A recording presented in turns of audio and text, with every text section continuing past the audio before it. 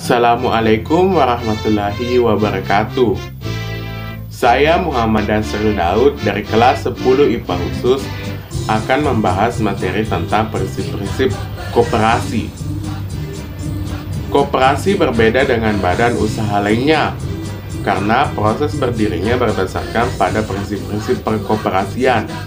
Adapun prinsip-prinsip tersebut yaitu: pertama, keanggotaan bersifat sukarela dan terbuka.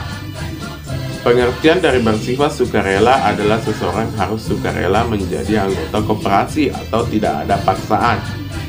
Bahkan tidak hanya untuk menjadi anggota, untuk keluar dari keanggotaan koperasi juga harus sukarela berdasarkan keinginan sendiri. Sementara maksud dari bersifat terbuka adalah tidak ada diskriminasi antar anggota koperasi. Semua anggota koperasi harus diberlakukan sama. Kedua, pengelolaan secara demokratis.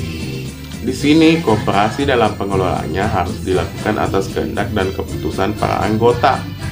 Di sini, anggota koperasi memegang dan melaksanakan kekuasaan tertinggi dalam koperasi.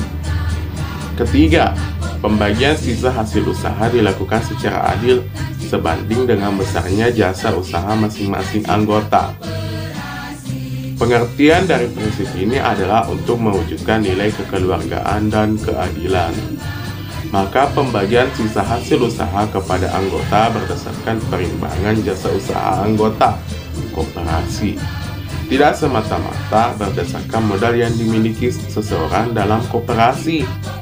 Jadi pembagian SHU tidak hanya berdasarkan modal, melainkan juga berdasarkan jasa usaha setiap anggota koperasi. 4. Pembagian balas jasa yang terbatas terhadap modal. Modal dalam suatu koperasi dipergunakan untuk kemanfaatan anggota, bukan sekedar mencari keuntungan. Oleh karena itu, balas jasa terhadap modal yang diberikan kepada para anggota juga terbatas dan tidak didasarkan pada besarnya modal yang diberikan. Adapun yang dimaksud secara terbatas yaitu wajar tidak melebihi suku bunga yang berlaku di pasar. Kelima, kemandirian.